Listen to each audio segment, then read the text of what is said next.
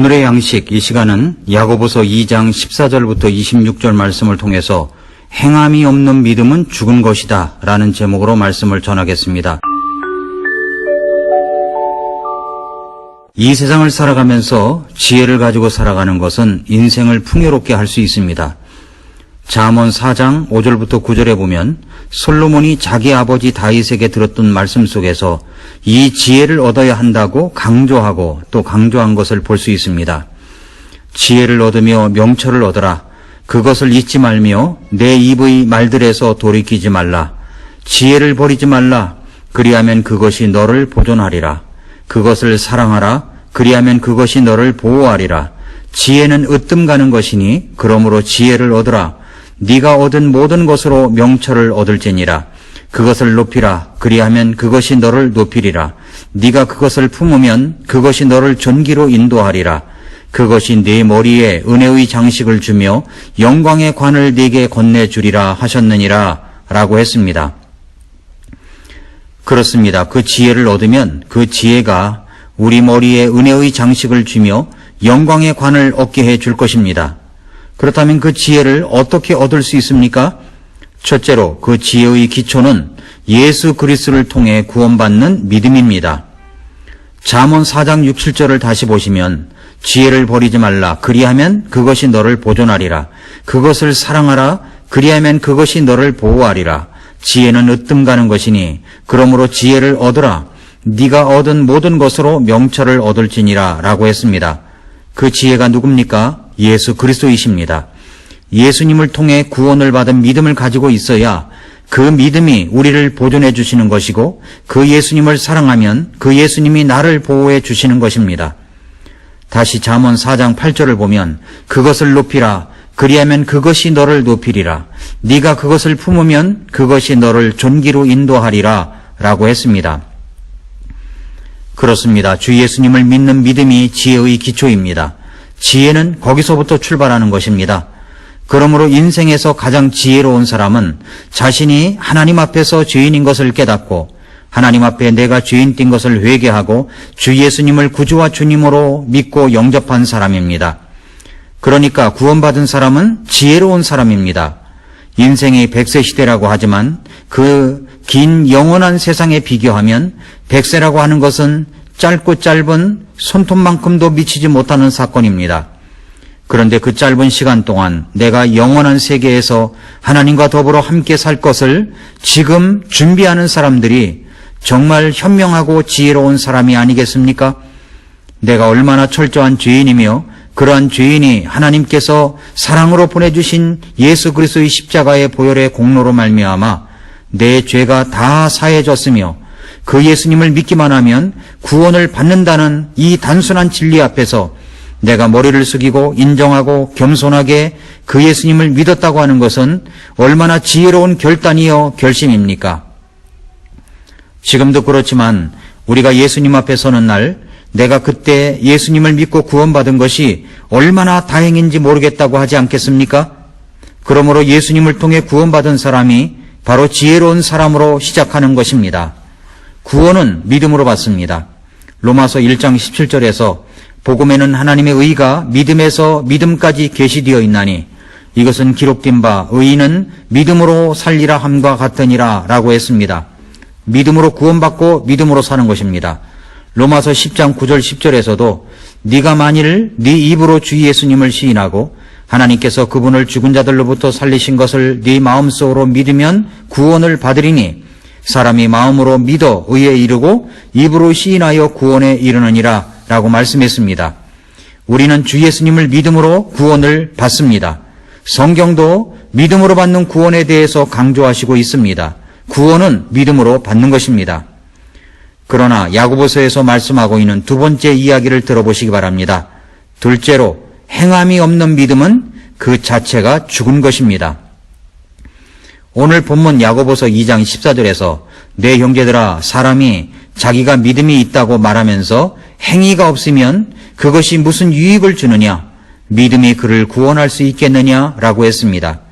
2장 17절에서도 이와 같이 믿음도 행위가 없으면 그것만으로는 죽은 것이니라고 했고 2장 26절에서도 영이 없는 몸이 죽은 것 같이 행이 없는 믿음도 죽었느니라 라고 말씀했습니다.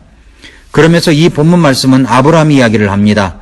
21절에 보면 우리 조상 아브라함이 자기 아들 이삭을 제단 위에 드릴 때 행위로 의롭게 되지 아니하였느냐라고 말씀합니다.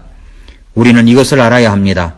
그것은 내가 구원받았다고 하면 그 자체로 변화가 일어납니다. 그것이 바로 행위입니다. 어떤 행위입니까? 죄에 대한 새로운 각성이 일어납니다. 전에는 죄라고 생각하지도 않았던 것에 대해서 주님의 말씀 기준으로 생각하면 죄에 대한 각성이 일어납니다. 기도하고 싶은 마음이 일어납니다. 하나님 앞에서 예배하고 싶은 마음이 일어납니다. 말씀대로 살고 싶은 열망이 일어납니다. 어렸을 때는 억지로 부모님 손에 끌려 나올 수 있습니다.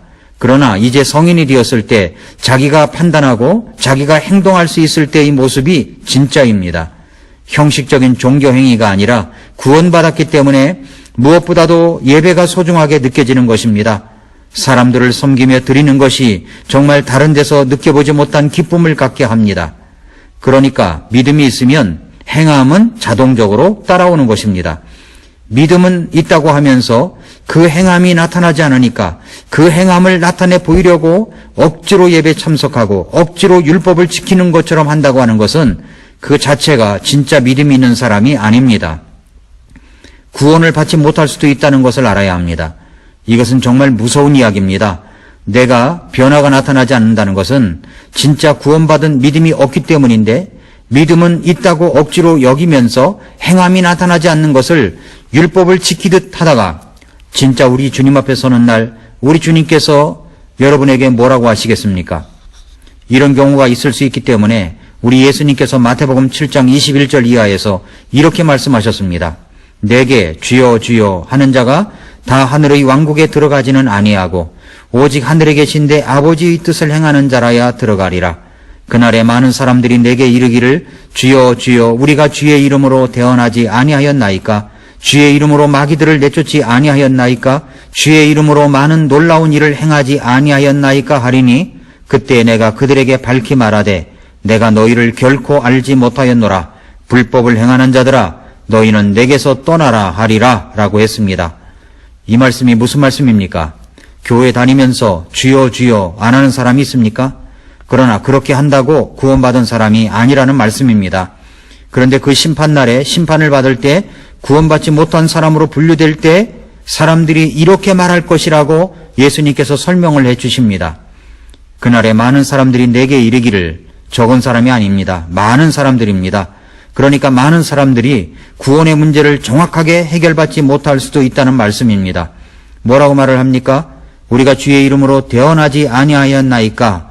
말씀을 전했다는 것입니다. 주의 이름으로 마귀들을 쫓아내지 아니하였나이까? 마귀들, 소위 귀신이라고 말합니다만 성경은 우리가 알고 있는 귀신은 없다고 말씀하십니다. 마귀들입니다.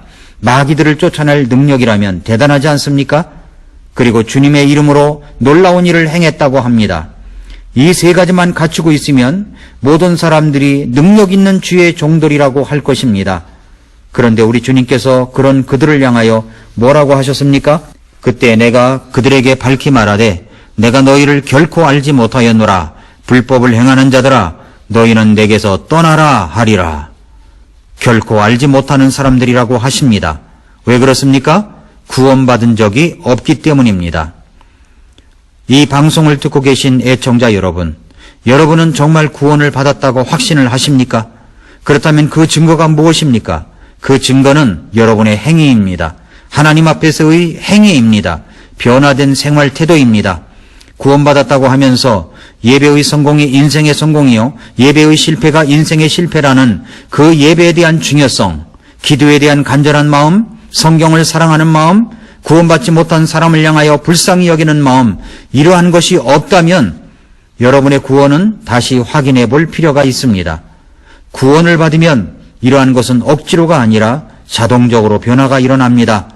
그런 변화가 없다면 여러분의 구원을 다시 확인하십시오. 여러분은 다시 구령 상담을 받아야 할 사람입니다. 사랑하는 성도 여러분, 여러분이 우리 교회에 나온다고 자동적으로 구원받는 것이 아니라는 것을 아실 것입니다. 분명한 구원의 체험과 변화가 있어야 합니다. 오늘 야고보서에서 말씀하시고 있는 분명한 진리의 말씀을 다시 새겨보십시오. 행위가 없는 믿음은 죽은 것입니다. 이 방송을 들으시고 구원에 대한 도움이 필요하신 분은 언제든지 연락해 주시기를 바랍니다. 믿음과 행위의 변화는 동전의 양면과 같은 것입니다.